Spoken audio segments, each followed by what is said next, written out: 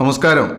പത്താം തരം തുല്യതാ കോഴ്സിനെ പറ്റി കൂടുതലായി അറിയാനും പരീക്ഷകളെ സംബന്ധിച്ചും അതിന് സ്ഥിരമായിട്ട് നമ്മൾ കോഴ്സിന് സ്കൂളിൽ പോയി പഠിക്കണോ അതോ ഓൺലൈനായിട്ട് ക്ലാസ് ഉണ്ടോ, പരീക്ഷ എപ്പോഴാണ് നടക്കുന്നത്, പത്താം തരം തുല്യതാ പരീക്ഷ എഴുതി കഴിഞ്ഞാൽ കിട്ടുന്ന സർട്ടിഫിക്കറ്റ് PSC അംഗീകരിച്ചതാണോ, അതുപോലെ +2 പോകാൻ പറ്റുമോ തുടങ്ങിയിട്ടുള്ള ഒരുപാട് സംശയങ്ങളുമായിട്ട് ഒരുപാട് പേർ നമ്മുടെ 2 ചാനലിലും വന്ന് കമൻറ്റ് ചെയ്യുന്നതായി കണ്ടിട്ടുണ്ട്.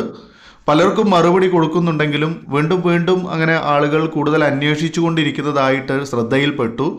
അതുപോലെ തന്നെ വാട്സാപ്പിലൂടെയൊക്കെ ഒരുപാട് പേര് അന്വേഷണങ്ങൾ നടക്കുന്നുണ്ട്, വിളിച്ചു ചോദിക്കുന്നവരുണ്ട്. അപ്പോൾ എല്ലാവർക്കും ഉപകാരപ്പെടും എന്ന രീതിയിൽ നല്ല ഉദ്ദേശത്തോടു കൂടിയിട്ടാണ് ഇന്ന് ഈ വീഡിയോ നിങ്ങൾക്ക് മുന്നിൽ എത്തിച്ചിരിക്കുന്നത്. ഈ വീഡിയോയിലൂടെ നമ്മൾ പ്രധാനമായിട്ടും അവതരിപ്പിക്കുന്നത് പത്താം തരം തുല്യതാ കോഴ്സിനെ സംബന്ധിച്ച് ഡീറ്റെയിൽ ആയിട്ടുള്ളൊരു കാര്യമാണ്. ആ കോഴ്സ് എന്താണെന്നും ആ കോഴ്സ് ചേർന്ന് കഴിഞ്ഞാൽ നിങ്ങൾക്ക് എന്തൊക്കെ ഗുണങ്ങൾ ഉണ്ടാകുമെന്നും, അതുപോലെ ആ കോഴ്സിന് ചേരാൻ വേണ്ട യോഗ്യത എന്താണ്, ആ യോഗ്യത ഇല്ലെങ്കിൽ അതിനാദ്യം നിങ്ങൾ എന്താണ് ചെയ്യേണ്ടത്, സകല കാര്യങ്ങളും നമ്മൾ ഇന്ന് ഉൾപ്പെടുത്തിയിട്ടുണ്ട്. ഒരിക്കൽ കൂടി ഏവർക്കും അനിൽകുമാർ ഇക്കോൺ ലാബിലേക്കും അതുപോലെ നമ്മുടെ സെക്കൻഡ് ചാനലായിട്ടുള്ള തുല്യതാ ലാബിലേക്കും സ്വാഗതം ചെയ്യുന്നു. എല്ലാവരും നമ്മുടെ നാട്ടിലറിയാം അല്ലേ, ഒരുപാട് മുൻപ് കാലങ്ങളിലൊക്കെ പഠനം പാതി വഴിയിൽ വെച്ച് നിർത്തിപ്പോയ ഒരുപാട് ആളുകൾ നമ്മുടെ നാട്ടിലുണ്ട്. തുടർന്ന് പഠിക്കുന്നതിന് വേണ്ടിയോ അല്ലെങ്കിൽ പഠിക്കുക എന്നുള്ള ഉദ്ദേശം നമുക്ക് ഒരു സർട്ടിഫിക്കറ്റ് അല്ലെങ്കിൽ ഞാൻ ഇത്ര വരെ പഠിച്ചു അല്ലെങ്കിൽ ആ പഴയ ആഗ്രഹം പഠിക്കണം പഠിച്ചാൽ അതിനുള്ളൊരു ഗുണമുണ്ട് എന്ന് ആഗ്രഹിച്ച ആ ആഗ്രഹം മനസ്സിൽ കൊണ്ട് നടക്കുന്ന ഒരുപാട് പേർക്ക് വേണ്ടിയാണ് നമ്മൾ ഇന്ന് പറയുന്നത്. ഓക്കെ, ഇത് ഏതെങ്കിലും ആളുകൾക്ക് വേണ്ടിയിട്ടുള്ളതല്ല. ഇങ്ങനെ സാധാരണക്കാരായിട്ടുള്ള നമ്മുടെ നാട്ടിൽ ഈ SSLC സർട്ടിഫിക്കറ്റ് ഇല്ലാതെ വന്നിട്ട് അതിൻ്റെ വില അറിഞ്ഞ് അതിൻ്റെ കാരണം കൊണ്ട് ജോലി നഷ്ടപ്പെട്ട അല്ലെങ്കിൽ ജോലി കിട്ടാതെ പോയ അങ്ങനെ ഒരുപാട് പേര്. അപ്പോൾ ഇതൊക്കെ മനസ്സിലാക്കേണ്ട ഒരു കാര്യം തന്നെയാണ് എന്ന ഒരു ലക്ഷ്യത്തോടു കൂടിയാണ് ഇത് നിങ്ങളിലേക്ക് എത്തിക്കുന്നത്. ആദ്യമേ പറയട്ടെ, നമ്മുടെ കേരള സാക്ഷരതാ മിഷൻ അഥവാ കേരള ലിറ്ററസി മിഷൻ ഈ കോഴ്സ് നടത്തി തുടങ്ങിയിട്ട് ഒരുപാട് കാലങ്ങളായി. ഈ കോഴ്സിനേക്ക് വേണ്ടി നമ്മൾ ജോയിൻ ചെയ്യാൻ നമ്മൾക്ക് വേണ്ട യോഗ്യത 7ാം ക്ലാസ് പാസ്സാവുക എന്നുള്ളതാണ്. റെഗുലറായിട്ട് നമ്മൾ സ്കൂളിൽ വെച്ച് 7ാം ക്ലാസ് പാസ്സായിട്ടുള്ള നമ്മുടെ ഒരു സർട്ടിഫിക്കറ്റ് ഉണ്ടാവുമല്ലോ, ആ സർട്ടിഫിക്കറ്റ്. ഇനി അതല്ലെങ്കിൽ അപ്പോൾ ചില ആൾക്കാർ ചോദിക്കും, 7ാം ക്ലാസ്സിൻ്റെ മുകളിൽ 8ാം ക്ലാസ് കഴിഞ്ഞ് പഠനം നിർത്തിയിട്ടുണ്ട്, 10ാം ക്ലാസ് വരെ പഠിച്ച് തോറ്റുപോയ ആളാണ്, ഞങ്ങൾക്കൊക്കെ ചേരാൻ പറ്റുമോ എന്നൊക്കെ ചോദിക്കും. നിങ്ങൾക്കൊന്നും ഒരു സംശയമില്ല, എല്ലാവർക്കും ചേരാം. അതായത് 7ാം ക്ലാസ് പാസ്സാവണം, അതോടൊപ്പം തന്നെ 17 വയസ്സ് പൂർത്തിയാവണം. അപ്പോൾ ചോദിക്കും, എനിക്ക് ഒരു 50 വയസ്സുണ്ട്, ചേരാൻ പറ്റുമോ? ഒരു സംശയമില്ല, 17 വയസ്സ് പൂർത്തിയാവണം, അത്രയേ ഉള്ളൂ. ഓക്കെ, 17 വയസ്സിൻ്റെ മുകളിലേക്ക് എത്ര വയസ്സുള്ള ആളുകൾക്ക് വേണ്ടിയും തെറ്റിപ്പോയി, എത്ര വയസ്സ് മുകളിലേക്കുള്ള ആളുകൾക്ക് എന്ത് ചെയ്യാം, ഈ കോഴ്സിന് ചേരാവുന്നതാണ്. ഓക്കെ, അപ്പോൾ മിനിമം ഏജ് എത്രയാ? 17 ആണ്. ക്വാളിഫിക്കേഷൻ എന്താണ്? 7ാം ക്ലാസ് പാസ്സാവണം എന്നുള്ളതാണ്. ഓക്കെ, അപ്പോൾ 7ാം ക്ലാസ് പാസ്സാവാത്ത ഒരാളുണ്ടാവും അല്ലേ, അതായത് 5ാം ക്ലാസ് വരെ പഠിച്ച് 6ാം ക്ലാസ് വരെ പഠിച്ച് 4ാം ക്ലാസ് വരെ പഠിച്ച് 2 വരെ പോയിട്ടുള്ളൂ, അങ്ങനെയൊക്കെയുള്ള ആളുകളുണ്ടാവും. അപ്പോൾ ഇവരെന്താ ചെയ്യുക?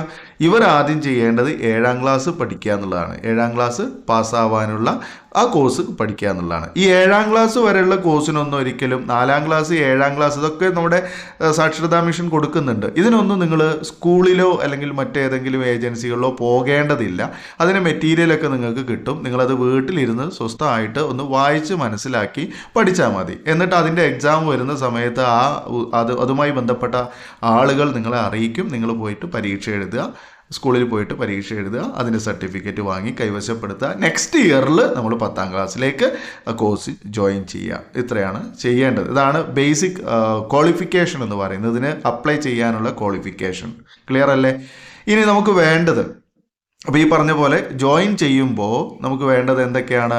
അതായത് 10ാം ക്ലാസ് വരെ പഠിച്ച ആളാണെങ്കിൽ 10ാം ക്ലാസ്സിൽ പഠിച്ച ആളെന്ന് പറഞ്ഞാൽ പരീക്ഷ എഴുതിയിട്ട് തോറ്റിട്ടുണ്ടെങ്കിൽ തീർച്ചയായിട്ടും നമുക്ക് SSLC ബുക്ക് ഉണ്ടാവും, തോറ്റ സർട്ടിഫിക്കറ്റ് ഉണ്ടാവും. അത് ഉണ്ടെങ്കിൽ അത് ഇനി അതല്ല 10ാം ക്ലാസ് വരെ പോയിട്ടുണ്ട്, പക്ഷെ പരീക്ഷ എഴുതാൻ പറ്റിയിട്ടില്ല, 9ാം ക്ലാസ് പാസ്സായിട്ടുണ്ടല്ലോ. അപ്പോൾ 9ാം ക്ലാസ് പാസ്സായി എന്നതിനെ കാണിക്കുന്ന നമുക്കൊരു സ്കൂളിൽ നിന്ന് നമുക്ക് എന്ത് കിട്ടും? മുദ്ര പേപ്പറിൽ എഴുതിയിട്ടുള്ള നമ്മുടെ ഒരു TC പോലുള്ളൊരു സാധനം ഉണ്ടല്ലോ, അത് കിട്ടും. ഓക്കെ.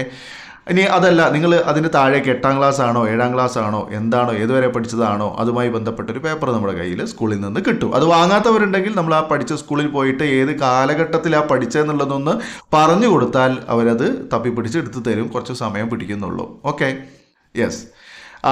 അതുപോലെ തന്നെ പിന്നെ നമുക്ക് വേണ്ടത് നമ്മുടെ ഒരു ആധാർ കാർഡാണ്. നമ്മുടെ ആധാർ കാർഡ്. ഓക്കെ, ആധാർ കാർഡിൻ്റെ കോപ്പി അല്ലെങ്കിൽ ആധാർ കാർഡ്. പിന്നെ 2 പാസ്പോർട്ട് സൈസ് ഫോട്ടോയാണ് വേണ്ടത്. പിന്നെ ഈ കോഴ്സിന് വേണ്ട നിലവിലെ ഫീസ് എന്ന് പറയുന്നത് ഏകദേശം 2000 രൂപയ്ക്കുള്ളിലാണ്. 1500-നും 2000 രൂപയ്ക്കുള്ളിലാണ് ഇതിൻ്റെ രജിസ്ട്രേഷൻ ഫീസ് വരുന്നത്. ഓക്കെ, ഈ കോഴ്സിന് വേണ്ടിയിട്ടുള്ള രജിസ്ട്രേഷൻ ഫീസ് അത്രയാണ്.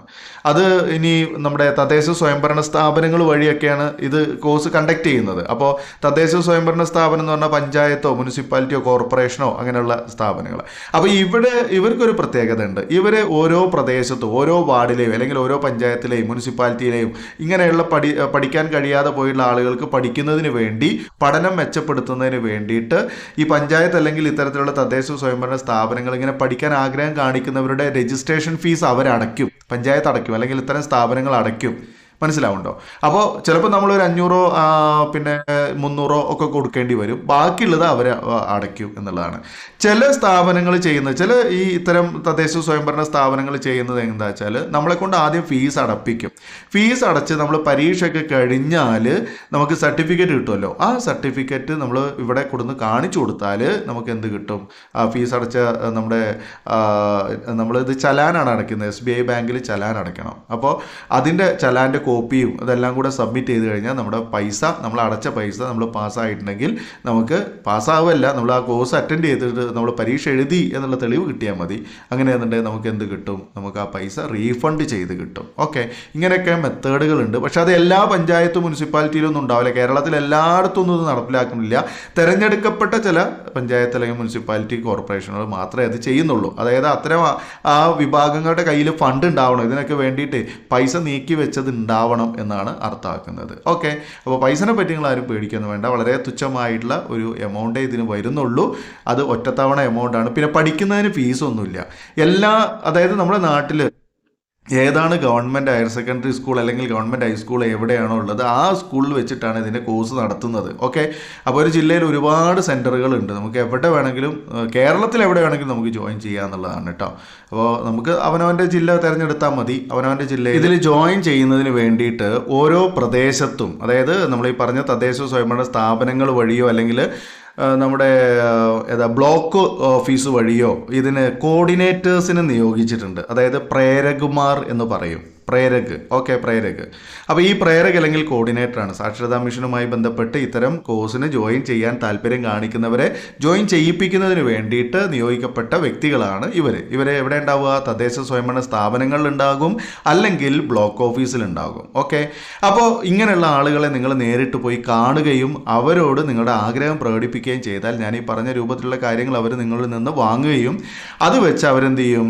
നമ്മളോട് ആദ്യം ചലാൻ അടയ്ക്കാൻ പറയും, അതായത് ഫീ അടയ്ക്കാൻ പറയും. അതിന് വേണ്ടിയിട്ടുള്ള ചലാൻ ഫോം നമുക്ക് തരും. നമ്മൾ ബാങ്കിൽ പോയിട്ട് അടയ്ക്കുക, റെസിപ്റ്റ് അവിടെ കൊണ്ട് കൊടുക്കുക. ഇനി അതല്ലെങ്കിൽ നമ്മൾ പൈസ അവരെടുത്ത് കൊടുത്താൽ അവരടച്ചോളൂ. നമ്മൾ പോയി അടച്ചിട്ട് അതിൻ്റെ ഒരു കോപ്പി നമുക്കോ ഒരു കോപ്പി അവർക്കോ ഒരു കോപ്പി ബാങ്ക് കൊടുക്കും. അങ്ങനെ ചെയ്യാണ് നല്ലത്. നമുക്കൊരു വിശ്വാസം കിട്ടും ചെയ്യും. മറ്റുള്ളവർ മോശം ചെയ്തിട്ടല്ല, പക്ഷെ നമ്മൾ പൈസ നമ്മൾ അടച്ചല്ലോ എന്നുള്ളൊരു വിശ്വാസം നമുക്ക് കിട്ടും. ഇനി അതല്ല അവരെ അടുത്ത് കൊടുത്താൽ അവർ അടയ്ക്കുകയൊക്കെ ചെയ്യും. അടച്ചിട്ട് നമുക്ക് നമ്മൾ ആ റെസിപ്റ്റ് വാങ്ങിയാൽ മതി, വേറെ ഒന്നും ചെയ്യേണ്ടതൊന്നുമില്ല. പിന്നെ നമ്മൾ ഈ പറഞ്ഞ സർട്ടിഫിക്കറ്റിൻ്റെ കോപ്പി കാര്യങ്ങളൊക്കെ അവർക്ക് കൊടുക്കുക. അവരത് ഓൺലൈൻ വർക്ക് ചെയ്യണം. ഓൺലൈൻ വർക്ക് ചെയ്തിട്ട് ഓൺലൈനായിട്ട് വർക്ക് ചെയ്തതിൻ്റെ പ്രിൻ്റൊക്കെ എടുത്ത് പിന്നെ അത് ജില്ലാ ഓഫീസിൽ എത്തിക്കണം. അതൊക്കെ അവർ ചെയ്തോളും, കോർഡിനേറ്റേഴ്സ് ചെയ്തോളും. അതിനെന്തെങ്കിലും ഒരു ചില്ലറ എമൗണ്ട് അവർക്ക് അതിൻ്റെ കാര്യങ്ങൾക്ക് വേണ്ടി ചിലപ്പോൾ നമ്മൾ കൊടുക്കേണ്ടതായിട്ട് വരും. അതൊന്നും നമുക്കൊരു നഷ്ടമല്ല. ഓക്കെ, നമ്മൾ നടക്കേണ്ട കാര്യങ്ങളൊക്കെ അവർ ചെയ്തോളും എന്നുകൊണ്ടാണ് ഞാൻ അങ്ങനെ പറയുന്നത്. ഓക്കെ, അപ്പോൾ ഇത്രയും കാര്യങ്ങളാണ് ഇതിൻ്റെ പ്രാഥമികമായിട്ട് ചെയ്യേണ്ടത്. പിന്നെ സ്കൂളൊക്കെ നമ്മൾ ആ കോർഡിനേറ്റേഴ്സിനോട് പറയാം, നമുക്ക് ഏത് സ്കൂളാണ് വേണ്ടത്, ഏറ്റവും അടുത്തുള്ള സ്കൂൾ തന്നെ സെലക്ട് ചെയ്യുക. പിന്നെ അതിൻ്റെ കോഴ്സ് തുടങ്ങുന്നതുമായി ബന്ധപ്പെട്ട കാര്യങ്ങളൊക്കെ അവർ നമ്മളെ വിളിച്ചറിയിക്കും. നമ്മളെ ഫോൺ നമ്പറൊക്കെ അവർ കളക്ട് ചെയ്യും. ആ ഫോൺ നമ്പറിൽ വെച്ച് അവർ ഗ്രൂപ്പൊക്കെ ഉണ്ടാക്കും, വാട്സപ്പ് ഗ്രൂപ്പൊക്കെ ഉണ്ടാവും. വാട്സപ്പ് ഗ്രൂപ്പ് വഴി അവർ കാര്യങ്ങളൊക്കെ നമ്മൾ അറിയിക്കും. പഠിക്കാൻ പുസ്തകങ്ങളൊക്കെ അവൈലബിൾ ആണ്. ആ പുസ്തകങ്ങൾ അവർ തന്നെ നമ്മൾ കോഴ്സിന് ചെന്ന് കഴിഞ്ഞാൽ ഒരു 1-2 മാസങ്ങൾ കൊണ്ട് നമുക്ക് പഠിക്കാനുള്ള പുസ്തകങ്ങളൊക്കെ അവർ നമുക്ക് തരുന്നതുമാണ്. ഓക്കെ, അപ്പോൾ ഇത്രയും കാര്യങ്ങൾ ഇതിൽ പ്രധാനമായിട്ടും പാലിക്കേണ്ടതുള്ളൂ. പിന്നെ ചില ആളുകൾ ചോദിക്കുന്നുണ്ട്, തമിഴ്നാട് പിന്നെ ഇതേപോലെ തമിഴ്നാട് സ്റ്റേറ്റിൽ പഠിച്ച ആളുകൾക്ക് ഈ കേരള സ്റ്റേറ്റിൽ ഇത് പഠിക്കാൻ പറ്റുമോ എന്നുള്ളത്.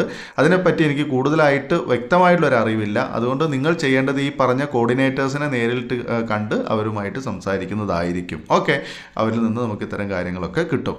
പിന്നെ ഇതിന് എപ്പോഴാണ് ചേരാൻ പറ്റുക? ഇനിയിപ്പോൾ ഈ വർഷം നിങ്ങൾക്ക് ഈ കോഴ്സിന് ജോയിൻ ചെയ്യാൻ കഴിയില്ല. ഓൾറെഡി ഈ കോഴ്സ് തുടങ്ങിക്കഴിഞ്ഞിട്ടുണ്ട്. അടുത്ത ബാച്ചിലേക്ക്, അതായത് അടുത്ത ബാച്ച് തുടങ്ങുന്നത് 2024 ഫെബ്രുവരി മാസത്തിൽ പുതിയ ബാച്ചിന് അപേക്ഷ വിളിക്കും. അപ്പോൾ ആ സമയത്ത് നിങ്ങൾ ഇതിന് ജോയിൻ ചെയ്യുക. ഞാൻ ഈ പറഞ്ഞ രൂപത്തിൽ ചെയ്യാം. അപ്പോൾ ഇതെങ്ങനെ നമ്മൾ അറിയാൻ ഇത്രയേ ഉള്ളൂ. എൻ്റെ ചാനലൊന്ന് സബ്സ്ക്രൈബ് ചെയ്യുക, ബെല്ലൈക്കൺ ഓൾ എന്ന് എനേബിൾ ചെയ്ത് വെക്കുക. അപ്പോൾ ചാനലിൽ ചെയ്യുന്ന എല്ലാ വീഡിയോകളും നിങ്ങൾക്ക് നോട്ടിഫിക്കേഷനായി നിങ്ങളുടെ ഫോണിൽ കിട്ടും. അപ്പോൾ നിങ്ങൾക്ക് മനസ്സിലാക്കാം ഇത് ഇന്നതാണ് സംഭവം എന്നുള്ളത്. അത് കാണുകയും അതിൽ പറയുന്ന രീതിക്കനുസരിച്ച് നിങ്ങൾ ജോയിൻ ചെയ്യുകയും ചെയ്യുക. ഓക്കെ, എന്നിട്ട് കോഴ്സ് തുടങ്ങാൻ സമയമാകുമ്പോൾ അത് കോർഡിനേറ്റേഴ്സ് അറിയിക്കും. കോഴ്സ് എല്ലാ ഞായറാഴ്ചകളിലാണ് ഉണ്ടാവുക. ഇത് ഓൺലൈൻ ക്ലാസ് അല്ല, ഓഫ്ലൈൻ ക്ലാസ് ആണ്. നിർബന്ധമായിട്ടും പങ്കെടുക്കേണ്ട ക്ലാസ് ആണ്. അതുകൊണ്ട് തന്നെ പ്രസൻറ്റ് അല്ലെങ്കിൽ നമ്മുടെ അറ്റൻഡൻസ് നിർബന്ധമായിട്ടുള്ള കാര്യമാണ് പരീക്ഷയ്ക്ക് ഫീസ് അടക്കുന്നതുമായി ബന്ധപ്പെട്ടൊക്കെ. ഓക്കെ, പിന്നെ അതിനൊരു കാര്യം പറയാൻ മറന്നുപോയി, പരീക്ഷ ഫീസ് ഉണ്ടാവും കേട്ടോ. പരീക്ഷ ഫീസ് നമ്മുടെ കോഴ്സ് പരീക്ഷയോടനുബന്ധിച്ച് മാത്രമേ ഉണ്ടാവുള്ളൂ. അത് കുറച്ച് ചെറിയൊരു എമൗണ്ട് മാത്രമേ പരീക്ഷ ഫീസ് വരുള്ളൂ. ഒരു 500-നും 750-നും ഇടയിലായിട്ടുള്ളൊരു എമൗണ്ടാണ് പരീക്ഷ ഫീസൊക്കെ ആയിട്ട് വരുന്നത് എന്നാണ് കണ്ടിട്ടുള്ളത്. ഓക്കെ, അപ്പോൾ ഇത്രയും കാര്യങ്ങളാണ് ഇതിൽ പ്രധാനമായിട്ടും പറയാനുള്ളത്. പിന്നെ പറയാൻ വിട്ടുപോയ മറ്റൊരു കാര്യം കൂടെ ഉണ്ട്. ഇതിനാണ് ഞാൻ ഇമ്പോർട്ടൻസ് കൊടുത്തത്. രണ്ടാമത്തെ കാര്യം എന്ന് പറഞ്ഞത്, ഇപ്പോൾ പരീക്ഷ കഴിഞ്ഞ 10ാം ക്ലാസ് കഴിഞ്ഞ ആളുകളുടെ SSLC ബുക്ക് എന്ന് വരും എന്ന് ചോദിച്ചു പലരും കമൻറ്റ് ചെയ്തിട്ടുണ്ടായിരുന്നു. SSLC ബുക്ക് നിങ്ങൾക്ക് കിട്ടുന്നത് ഒരു മാസം കൂടെ കഷ്ടിച്ച് സമയം എടുക്കേണ്ടി വരുമെന്നാണ്. അതായത് അതിൻ്റെ മറ്റുള്ള എല്ലാ കാര്യങ്ങളും പ്രിൻറ്റിങ് കാര്യങ്ങളൊക്കെ നടന്നുകൊണ്ടിരിക്കുന്നുണ്ട്. അപ്പോൾ അതുമായി ബന്ധപ്പെട്ട് കൂടുതൽ വിവരങ്ങളൊക്കെ നമ്മൾ തുടർന്നും വീഡിയോകൾ ചെയ്യുന്നതാണ്. വിത്തിൻ 1 മന്ത്, ഒരു മാസത്തിൻ്റെ ഉള്ളിൽ നിങ്ങളുടെ SSLC ബുക്ക് നിങ്ങൾക്ക് നിങ്ങളുടെ കൈവശം എത്തിക്കുന്നതായിരിക്കും. കൈവശം എത്തുക എന്ന് പറഞ്ഞാൽ നമ്മൾ പഠിച്ച സ്കൂൾ ഏതായിരുന്നോ, പരീക്ഷ എഴുതിയ സ്കൂൾ ഏതായിരുന്നോ ആ സ്കൂളിൽ പോയിട്ടാണ് നമ്മൾ SSLC ബുക്ക് വാങ്ങേണ്ടത്. SSLC ബുക്കിന് പോകുമ്പോൾ ഹോൾ ടിക്കറ്റ് കയ്യിലുണ്ടെങ്കിൽ അത് കരുതുക, മറക്കാതെ അത് സൂക്ഷിച്ചു വെക്കുക. ഓക്കെ, ഇത്രയും കാര്യങ്ങളെ ഇന്നത്തെ ഈ ഒരു വീഡിയോയിലൂടെ നിങ്ങളിലേക്ക് എത്തിക്കാനുള്ളൂ. അപ്പോൾ ഇത് വളരെ ഉപകാരപ്രദമായിട്ടുള്ള ഒരു കാര്യമാണ്. എല്ലാവർക്കും നിങ്ങളുടെ അടുത്ത് അല്ലെങ്കിൽ നിങ്ങളുടെ കുടുംബത്തിൽ ആരെങ്കിലും ഇതുപോലെയൊക്കെ താല്പര്യം കാണിക്കുന്നവരുണ്ടെങ്കിൽ, ചിലപ്പോൾ അവർക്ക് അറിയില്ല, അപ്പോൾ ജസ്റ്റ് ഒന്ന് പറഞ്ഞു കൊടുത്താൽ അവർക്കിത് വലിയൊരു താല്പര്യമാവും, വലിയൊരു ഉപകാരമാവും. അങ്ങനെ ആർക്കെങ്കിലും ഒരു നല്ല മനസ്സ് തോന്നുന്നുണ്ടെങ്കിൽ ജസ്റ്റ് അവരിലേക്കൊക്കെ ഒന്ന് ഷെയർ ചെയ്യുക, കാര്യങ്ങളൊക്കെ അവർക്കൊന്ന് പറഞ്ഞ് മനസ്സിലാക്കി കൊടുക്കുക. നമ്മുടെ ചാനലൊന്ന് സബ്സ്ക്രൈബ് ചെയ്യാൻ പറയുക, ബെല്ലൈക്കൺ ഓൾ എന്ന് എനേബിൾ ചെയ്യാൻ പറയുക, മാക്സിമം ഷെയർ ചെയ്യുക. ഈ വീഡിയോയ്ക്ക് നിങ്ങളെല്ലാവരും കാണുന്ന എല്ലാവരും ഒരു ലൈക്ക് ചെയ്യണം, അത് മറക്കാതെ ചെയ്യേണ്ടതാണ്. ഓക്കെ, അപ്പോൾ ഇനി നമുക്ക് വീണ്ടും പുതിയൊരു ടോപ്പിക്കുമായിട്ട് പുതിയ വീഡിയോയിൽ കാണാം എന്ന് വിശ്വസിക്കുന്നു. തീർച്ചയായും പുതിയ വീഡിയോയിൽ കാണാം എന്ന വിശ്വാസത്തോടു കൂടി ഈ വീഡിയോയുടെ വൈൻഡപ്പ് ചെയ്യാണ്. വീഡിയോ കണ്ടിരുന്ന എല്ലാവർക്കും നന്ദി. Thanks for watching.